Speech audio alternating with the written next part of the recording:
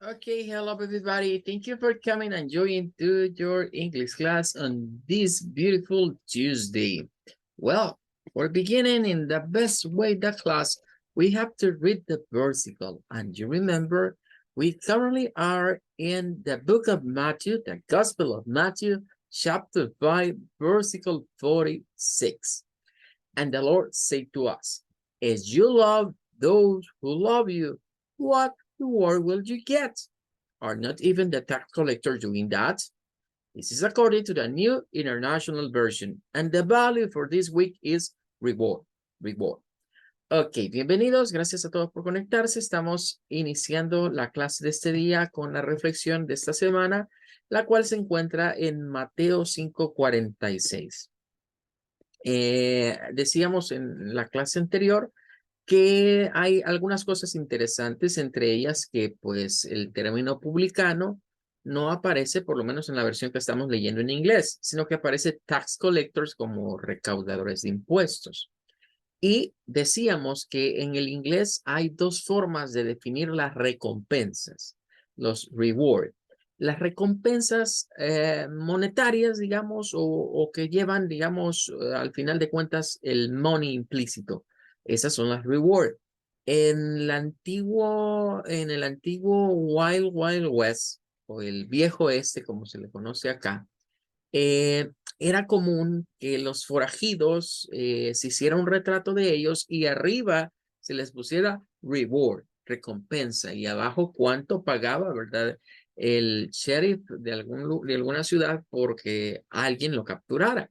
Y ahí surgieron los famosos cazarrecompensas, que hoy en día siguen habiendo, pero quizás no en la cantidad o no con la fama que se tuvo en el tiempo del salvaje oeste. Eso ha sido exportado incluso a películas de ciencia ficción. Por ejemplo, la serie de Star Wars que habla acerca de los Mandalorians o los Mandalorianos, en donde emergen personajes como Jango Fett, Boba Fett y recientemente Din Djarin en la serie de El Mandalorian. Ellos son cazarrecompensas, pero espaciales, por así decirlo. De hecho, la serie de The Mandalorian se clasifica como una especie de western spaghetti, ¿verdad? Tiene los elementos de ese tipo de películas. Pero bien, el punto aquí es que reward implica una remuneración, una recompensa pagada. Ahora, existe en inglés la palabra recompense, que también se traduce como recompensa, pero esa va más en términos de un incentivo, de algo que se otorga que no es dinero. Las recompense se pueden utilizar con las pets, con las mascotas, como cuando los condicionamos, ¿verdad? A que hagan ciertos trucos o ciertas gracias y por ello se les premia, ¿verdad? Se les da un incentivo, una galletita o su golosina favorita. E incluso eso también se puede hacer con los niños cuando están pequeños. Esas son recompense, pero los reward tienen que ver con el money, con recibir algo que sea un crédito que podemos gastar. Ahora, vamos a ir esta noche a Bible Hub a revisar otras versiones de este texto. Estamos leyendo la New International Version. Vamos a leer a continuación la siguiente, que es la New Living Translation. La nueva traducción viviente comienza un poquito diferente porque dice, if you love only those who love you. Ahí va la primera diferencia. Que esta tiene la palabra only. Se traduciría algo así. Si tú amas solo a aquellos que te aman. O sea, poniendo como esa condición de solo amar a aquellos que me aman. Y luego viene la pregunta. Dice, what reward is there for that? También hay un cambio en la forma. La otra dice, ¿qué recompensa vas a obtener? En esa dice, ¿qué recompensa hay por ello? Luego dice, even corrupt tax collector do that much.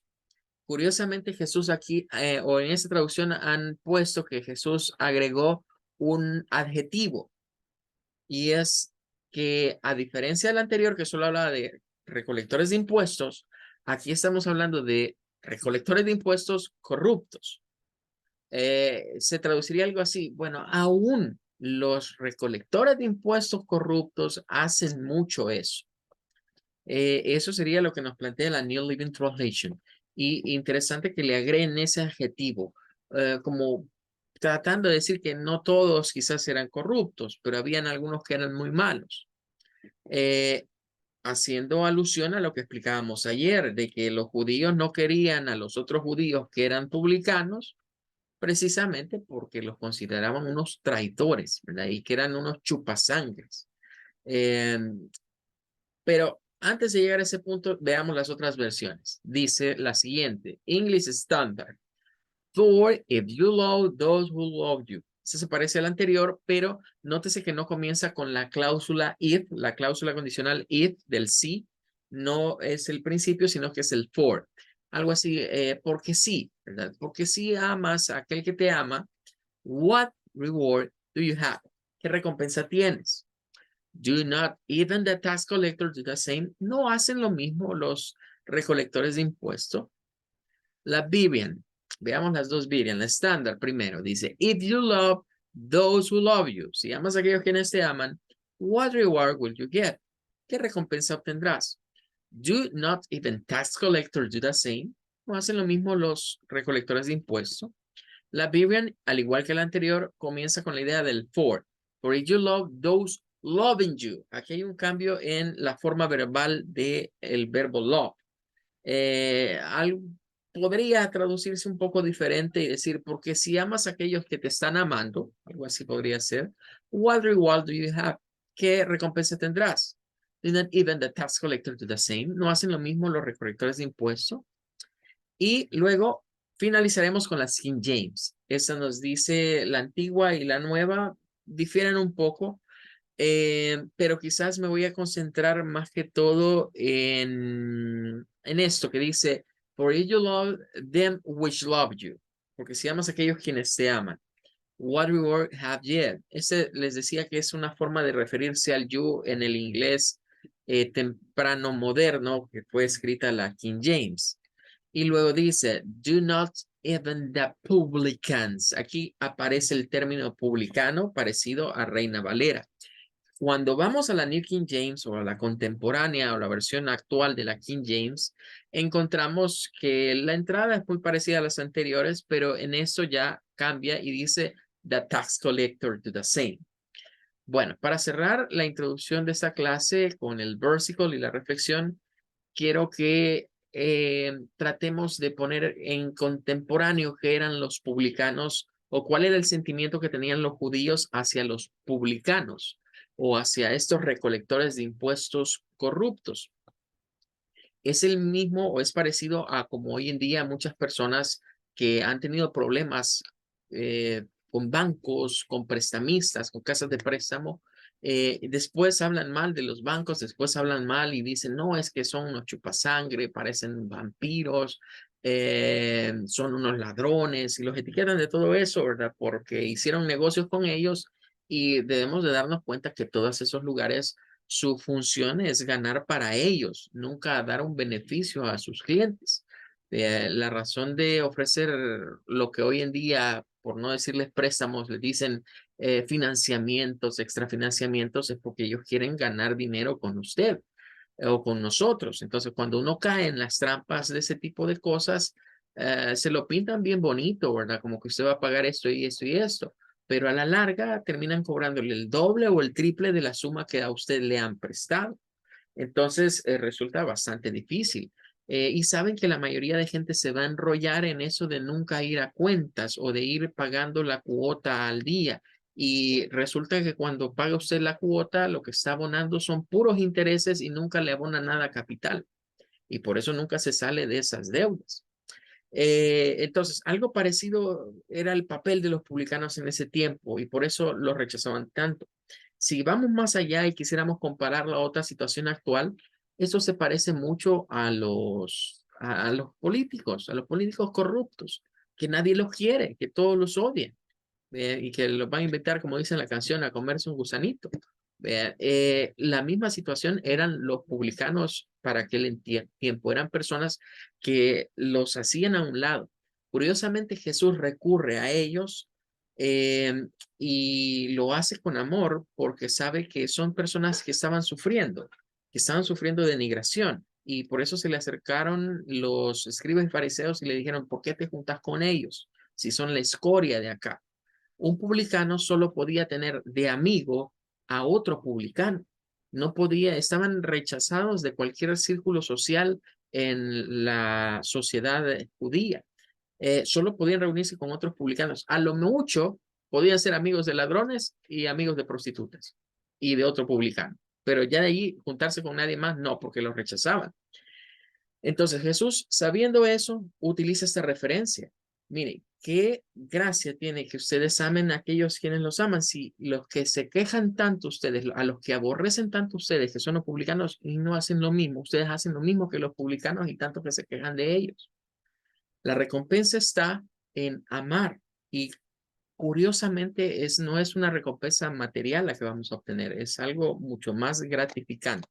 Well, that's gonna be all. Con eso cerramos y vamos a continuar con la parte de el thank you. Another way to say thank you and you're welcome. Ayer introducíamos esta parte en donde decíamos que podemos ser agradecidos con las personas, mostrar nuestras good manners de diferentes maneras. Explicamos que las primeras 4 frases que están allí vendrían siendo variantes de un thank you y que las podemos utilizar con las frases que vamos a examinar del number 5 en adelante. Ya habíamos dicho que no se trata de que las frases se van a sustituir o que vamos a dejar de decir thank you o thanks o thanks so much o thanks a million, sino que se trata de usar esas frases junto con las demás para expandir mi pronunciación y mejorar mi vocabulario en inglés. Entonces, habíamos dicho que combinaciones como thank you, that's very kind of you, es como decir, bueno, muchas gracias, eso es muy amable de tu parte. O decirle a un amigo mío por un favor que me hizo y que me puso contento, feliz, le digo, thanks a million, you made my day. Un millón de gracias, me hiciste el día. Vamos a ir viendo hoy otras frases más que se agregan a ese legajo, pero no dejemos de pensar en thank you y thanks como las frases por excelencia.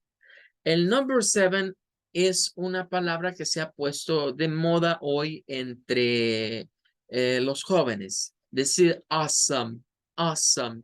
Awesome es una forma de decir wonderful, es una forma de decir maravilloso, es una forma de decir incredible, es una forma de decir great, es una nueva forma de decir cool.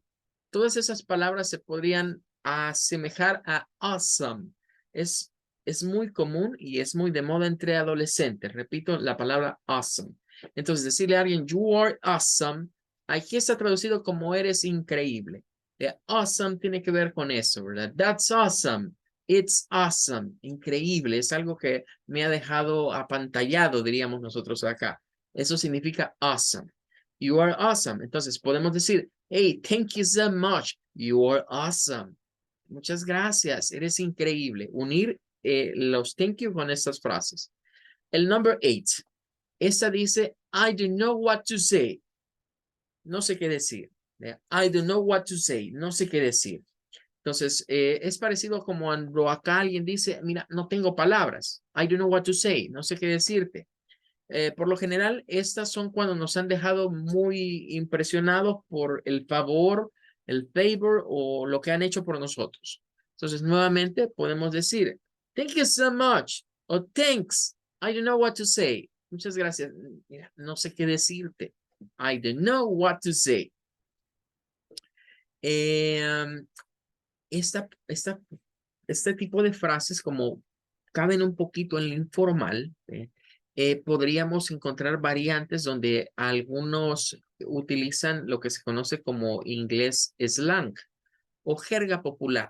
Entonces, dentro de la jerga popular, en el inglés es muy común contractar el I don't know y un I don't es el auxiliar do. Se puede decir I do know. Así, I do know. Va a escuchar a veces estas expresiones más que todo en afroamericanos, son muy comunes. No decir I don't know, que serían la pronunciación normal para esa frase. y decirnos algo como I don't know. I don't know what to say. I don't know. I don't know. Es igual que decir I don't know. I don't know.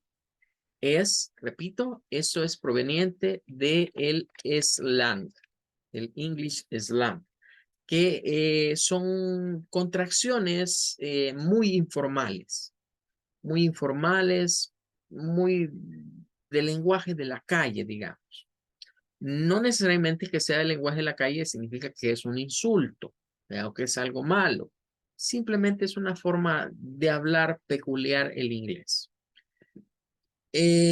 Ahora, vamos a ver del 9 en adelante. Bueno, mejor dicho, el number 9 es una frase cuando estamos sorprendidos, dice, y podemos sentirnos shame, avergonzados o un poco incómodos por lo que ha sucedido. Esta frase es conveniente cuando quizás alguien me ha regalado algo con lo cual yo me siento comprometido. O sea, yo no quería que esa persona me diera algo o me tuviera ese detalle conmigo porque significa que le tengo que regalar algo después.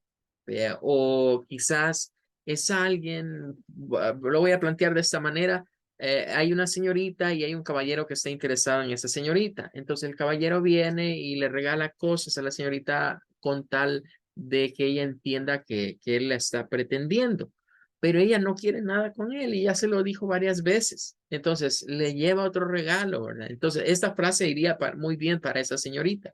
Ella podría decirle a ese joven, ¿verdad? Que le demuestra que tiene interés en ella, pero ella no lo tiene y lo quiere dejar en la friendzone. Entonces le dice, thank you so much. Oh, you shouldn't have. Puede decir primero, oh, you shouldn't have. No tenías por qué hacerlo. Thank you so much. Al final, agregar el thank you so much.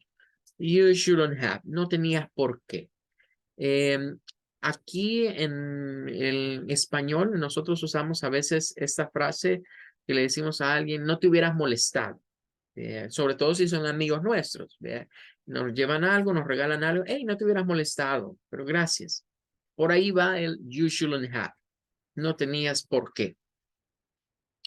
Ahora, en el siguiente, que es el number 11, y el number 12 y el number 13, encontramos situaciones en las que alguien me ha ayudado a alcanzar un goal, un objetivo, un achievement, una meta que yo me había puesto a cumplir. Estas frases son muy, diría yo, muy formales y ya vamos a explicar por qué son muy formales. Pero además de eso, son para darle el reconocimiento necesario a esa persona que tanto me ha ayudado, a esa persona que si no fuera por ella, no hubiese alcanzado my goal, mi objetivo o mi meta. Entonces, aquí encontramos expresiones como I couldn't have done it without you. Y aquí quiero, bueno, ya que nos aparecieron esas, creo que debemos de hacer una pequeña pausa y aclarar ciertas pronunciaciones. Para ello, pues vamos a ir a dictionary.com, que como ustedes saben es la herramienta ideal para eso. Estas palabras que vamos a ver ahorita se conocen como los modals en inglés.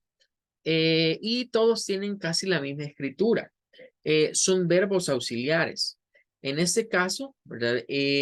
Quiero que noten esta. Miren, la pronunciación de esta lleva un diptongo OU que suena como una U corta. Should. No es shoul, no es OU. No se menciona el OU. Es should. Esa es la pronunciación. Should. Eh, la traducción va a depender, digamos, pero es una forma de decir una condición de manera general. Entonces, acá la estamos usando como no tenías, porque está con el have. No debías, sería otra forma de traducirlo. No debías de hacerlo. No tenías por qué hacerlo. Pero quiero que noten de que esto se pronuncia como should, pero aquí está negado, porque no es, es should y not. Está negado y está contractado. Entonces, a estas que están acá, como terminen de, se le agrega el N and T.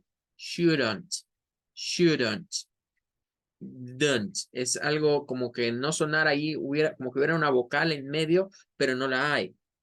Suena la D, la D, la N y la T. Shouldn't, shouldn't. Lo mismo pasa con el could. Todas estas tienen esa peculiaridad de tener el diptongo o u en medio de consonantes. Entonces, si la buscamos acá, la siguiente es esta. No es como decir could, no, nada que ver con eso. Es could nada más.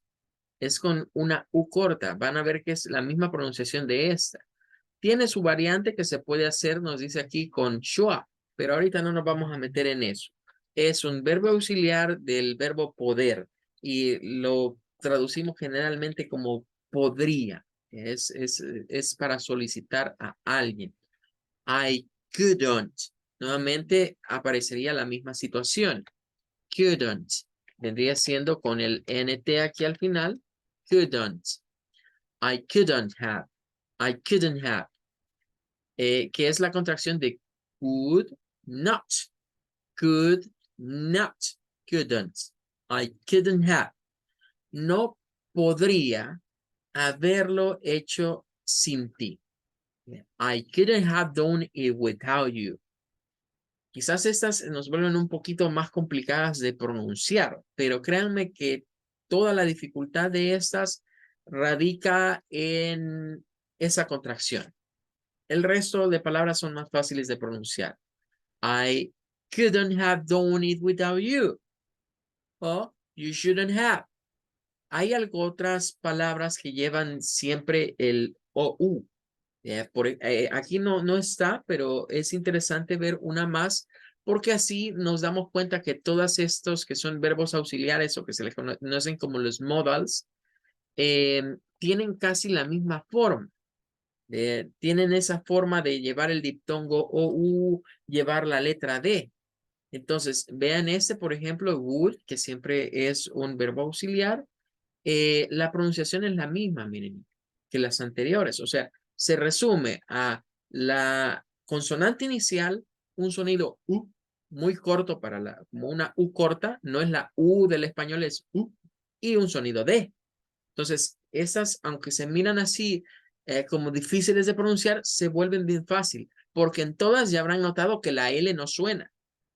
La L no suena y el diptongo o U suena a una U corta. Entonces tendríamos acá estas frases. Y vienen dos más, que es, I really want to thank you for your help. Nuevamente, I really want to thank you for your help. Nótese aquí dos elementos. Voy a marcar el primero de ellos. El primer elemento es la palabra o la frase I really. Las dos tienen I really. La de arriba tiene aparte el thank you. O sea, esta ya la trae implícito, digamos, el thank you en la expresión. Esta de abajo no tiene un thank you, pero tiene una palabra que se puede asociar a agradecimiento y es appreciate. Entonces, aquí tenemos estas frases que les estoy marcando acá. Son frases que denotan mucha formalidad en mi manera de hablar. Es decir, esto sería algo, frases a decirle a alguien casi sublimes para agradecer su ayuda. Decir, I really want to thank you for your help. Ahí dice muchas gracias por tu ayuda, pero yo le digo, esa traducción a mí no me gusta, porque la frase dice mucho más. Como una traducción interpretativa para salir del mandado, ¿qué dice ahí? Está bien decir muchas gracias por tu ayuda, pero si eso lo dijésemos en inglés, thank you for your help. Hasta ahí sería, thank you for your help. Eso es muchas gracias por tu ayuda. O gracias a ti por ayudarme. Cuando decimos I really, en realidad la traducción de esto, a mi forma de ver, sería, puede ser algo así. Yo realmente quiero, porque está want, quiero agradecerte por tu ayuda. Yo realmente quiero agradecerte por tu ayuda. Porque ese I really es eso, yo realmente. Yo realmente quiero agradecerte por tu ayuda. I really want to thank you for your help. Eso les digo, es una frase muy elaborada para agradecerle a alguien. Y por eso nos decía, se la vamos a dar a una persona que es un objetivo importante o que es un goal importante. Bueno, estas frases son ideales para decírselas, por ejemplo, a nuestros parents. Si my mom, my dad, si mamá y papá me han apoyado a terminar el high school y estoy en mi commencement graduation, pues ahí puedo decirle eso a ellos. Si me han ayudado en el college, en la university, a graduarme de un título, esa es una frase a decirle. Si el que me ayudó fue un tío, el que me patrocinó el money para pagarme mis estudios, también se la puedo decir a ese uncle. Hey, uncle, I really want to thank you for your help. Siempre que esa persona haya intervenido para que yo logre un objetivo de vida. La number 13 sería un caso similar. Ahí dice, te agradezco todo lo que has hecho. I really appreciate everything you've done. Ese you've es otra cosa que debemos destacar. You've es la contracción de you have. Es una contracción. You have se puede decir como you've. Solo suena la V al final. You have, you've done.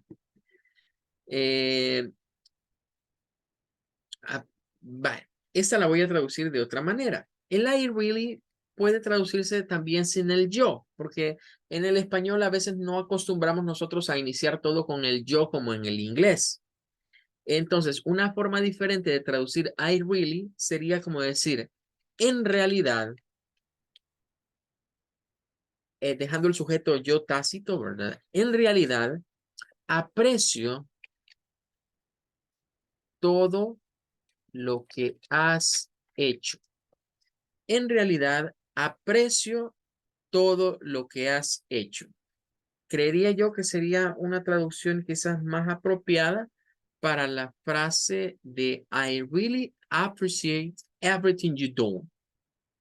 Incluso podríamos decir I really appreciate everything you do for me. Yo en realidad, yo realmente aprecio todo lo que has hecho por mí. Si le agregamos el for me al final. Es aquí donde les decía, miren, estas últimas es para llevar las muestras de agradecimiento de grateful a el next level. Esas frases que hemos marcado con ese cuadrito de color nos están indicando que estamos siendo o usando un vocabulario muy elevado, muy formal, comparado con un thank you, comparado con un thanks a million. Entonces, en ese sentido van estas oraciones. Bueno, hasta allí tendríamos hasta el number 13. Ahora vamos a ver unas cuantas más. Del bloque 14 en adelante son para situaciones donde alguien me ayudó en un difficult moment. I was in trouble. Estaba en problemas y alguien me dio su ayuda. Somebody helped me in that moment. Bueno, vean la 14. Comienza nuevamente con really, pero esta es una variante. Porque es I'm. Recuérdense que la contracción I apóstrofe M deben de acostumbrarse a pronunciarla como, la voy a escribir aquí como más o menos con el phonetic spelling. Es pronunciarlo como I'm, así. I'm. Esta debe ser la forma en la cual usted debe de pronunciar esa contracción para sonar como un native speaker. No está mal decir am, porque si a usted le han enseñado la pronunciación am, creo que es lo más común aquí en El Salvador, la mayoría de teachers suelen utilizar en nuestro país la pronunciación am, no tiene nada de malo, pero si yo quiero sonar más como un native speaker, como un norteamericano, cuando voy a decir yo estoy o yo soy, la contracción es I'm. I'm really. I'm really. Noten la diferencia entre decir I'm really y I'm really. I'm really, I'm really. Las dos pronunciaciones son buenas, no tienen nada de malo. Es más, podemos encontrar algunos native speakers que lo van a decir como am, pero en su mayoría prefieren utilizar el I'm really. Bueno, es igual.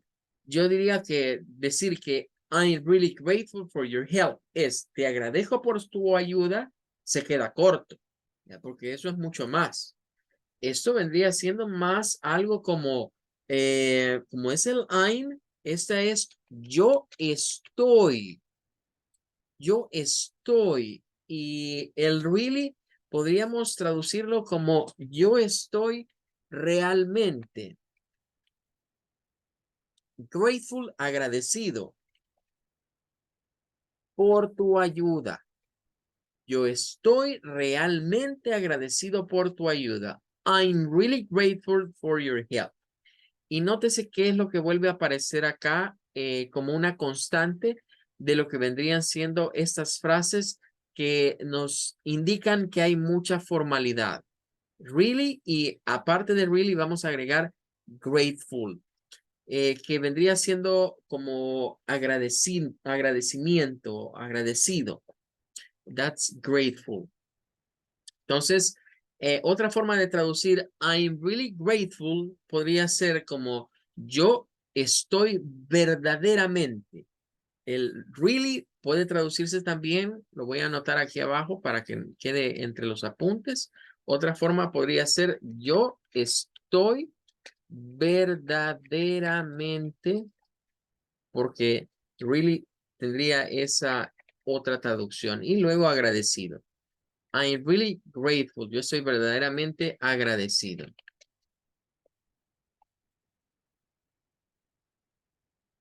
Bien, entonces, todas estas frases, como habrán notado, ya nos van llevando a de las frases más comunes a frases que pueden ser un tanto informales, o más que informales, digamos, casuales, a frases muy formales. Y entiendas en esta parte que las frases muy formales son con la idea de que a través de mis palabras la otra persona realmente perciba cuál es mi nivel de agradecimiento para con él. Entonces, cuando alguien me ha ayudado en un momento, en una situación difícil, I am really grateful for your help. Estoy realmente agradecido por tu ayuda. La number 15 es this mean a lot to me, que en esa no voy a objetar nada, la vamos a dejar así. Eso significa mucho para mí. Es una frase, digamos, para decírsela a alguien que me ha ayudado en un momento de dificultad. Incluso podríamos decirle, hey, thank you, this mean a lot to me. Muchas gracias, thank you so much, this mean a lot to me. Podemos agregar eso a esta frase. La 16 dice, thanks for having my back. Bueno, creo que me va a quedar un poquito corto el tiempo para having my back. Pero literalmente, aquí está apoyarme. Y sí, está bien la traducción de apoyarme, pero lo de having my back literalmente significa tenerme mi espalda. O sea, de tenerme la espalda. Algo así vendría siendo lo literal. Entonces, cuando lo traducimos, podría ser también, en vez de apoyarme, algo como gracias por respaldarme. Thanks for having my back. Ahora, el inglés es muy literal en esa parte de having my back. Es una expresión que literalmente es eso, como sostenerle la espalda a alguien, tenerle la espalda a alguien. Entonces, de ahí vendría que podríamos decir que esto es como gracias también por respaldarme, haciendo alusión a que lo de back es por espalda. En inglés, back, my back es mi espalda, o back en general se puede usar para espalda. Claro, es una palabra que tiene otras connotaciones, porque back significa, por ejemplo, cuando lo usamos con come back, regresar. La parte de atrás de algo, también lo podríamos ver así. We are going to get in from the back. Vamos a entrar por la parte trasera o por la parte de atrás de un lugar. Entonces hay que siempre tener precaución en inglés porque las palabras tienen muchos usos o muchas aplicaciones. Como son pocas, o sea, el inglés es un idioma que se queda corto de palabras, por esa razón tienen muchas connotaciones. Y lo único que me va a dar a mí una idea de qué significa o cómo se está utilizando es el contexto de la oración. Entonces, cuando decimos my back, se asume, es la espalda de alguien, mi espalda. Gracias por tenerme la espalda, sería una traducción literal para esta frase, pero suena raro. Entonces, apoyarme o respaldarme vendrían siendo los vocablos en español que darían una mejor idea de qué significa having my back. Y el último es I owe you one, que este es muy informal, se sugeriría usarlo más que todo con amigos y es como cuando nosotros decimos acá, hey, te la debo, vean. Hey, mira, muchas gracias, te la debo, vean. Hoy por ti, mañana por mí, pero hoy te la debo. I owe you one. Esa sería la expresión en inglés. I owe you one. Te la debo o te debo una. Well, time is over. Se nos acabó el tiempo. Remember, tomorrow is Wednesday. For that, we are not going to have class. It's a pass for this week. And we continue First God on Thursdays. Nos vemos el día jueves. Goodbye, everybody. Take care. Goodbye. Thank you.